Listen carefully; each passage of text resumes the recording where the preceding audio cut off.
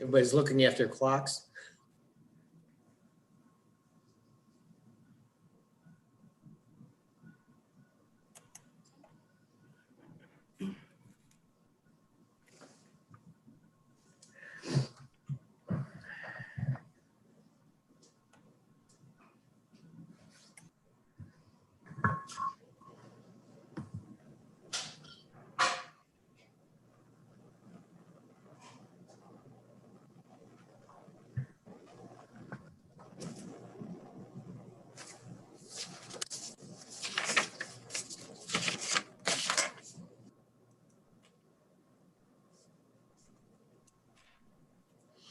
Well, it just flipped to 9 o'clock on my smartphone and on my computer time. So they must both be aligned with the Navy atomic clock. We'll call the meeting to order for the Criminal Justice and County Affairs Committee. Our first order of business is let's see, call to the order.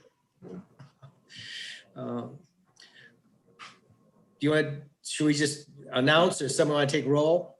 I'm Jerry Jalzinski. Participating from my home in Chippewa Township, Michigan. Yes, Frank Engler. I'm participating from my home in Deerfield Township, Isabella County, Michigan. Thank All you. right. We have a quorum. We'll do a call to the public. There's no public present at this time, Mr. Chairman. We don't get much coverage, do we? Our one item of business is. That's a good thing, Jerry. You know that. Okay. Yes. First item of business is consider approving the fiscal year 2021 Community Corrections Grant Contract in the amount of $57,100 and authorize the board chair to sign the same. Very familiar one with us. What kind of changes are we looking at this year, Carrie? So good morning. The actual grant amount is only about $7 different from what we received last year. So it's less than what we asked for, but it's pretty much what we expected.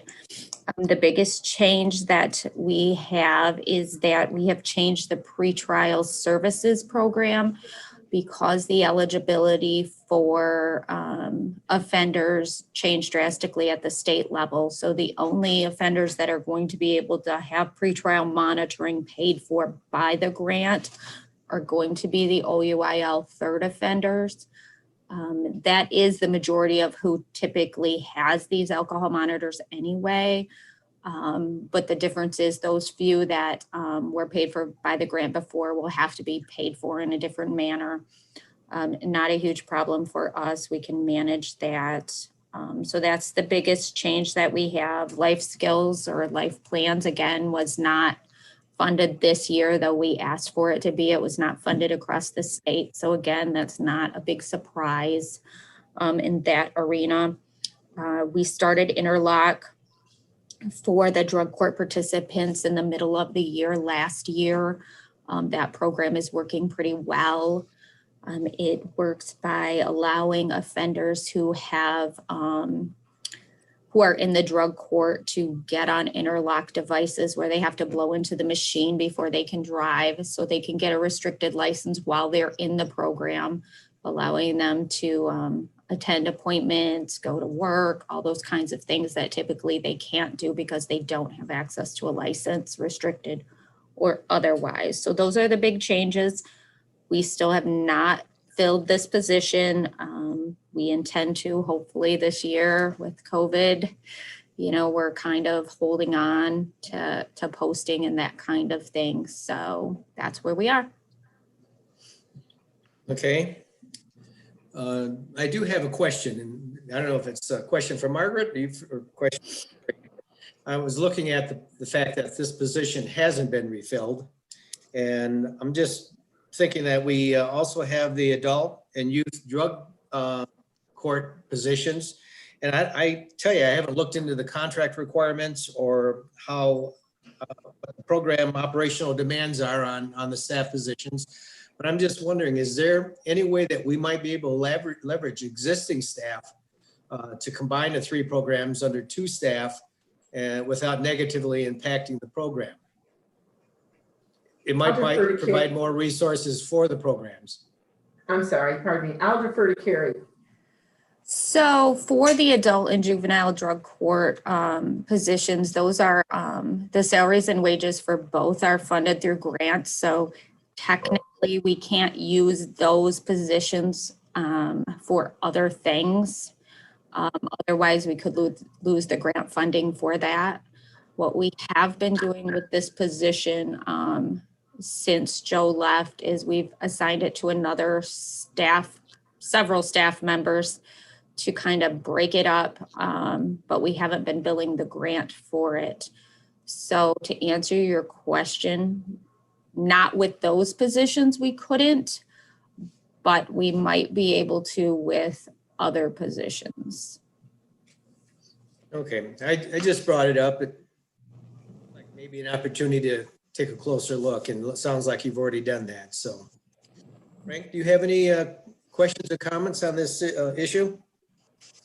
No, we've seen this before. No, I don't really have any questions or comments. I just, I guess I'm kind of a little bit curious is that the amount of money you got in there for the interlock thing, how much does it cost for somebody that has to go in that system? I mean, it can't be cheap, can it? It's not as bad as you think. I don't know if I have, hang on, I may have that here.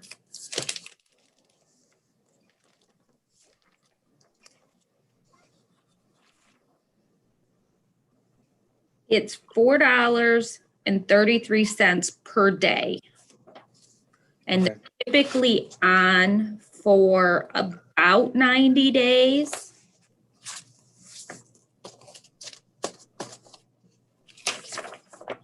Okay, I was always kind of curious. And now does that the participant have to pay for that, or does that come out of the program, or is it cost share? Or So typically, if we didn't have the grant, then the offender would have to pay. If they're indigent and the court ordered them to be on it, then the court would have to pay. But since we have this grant funding, then we're able to help the offenders with that cost barrier.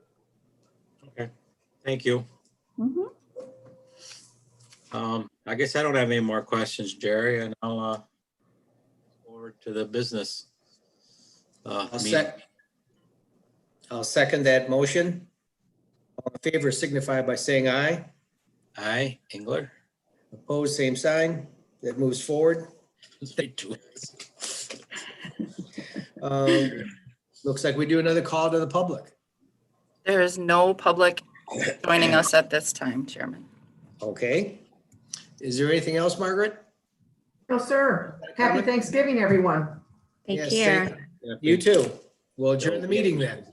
Take care. Bye-bye. Thank you. Thank you.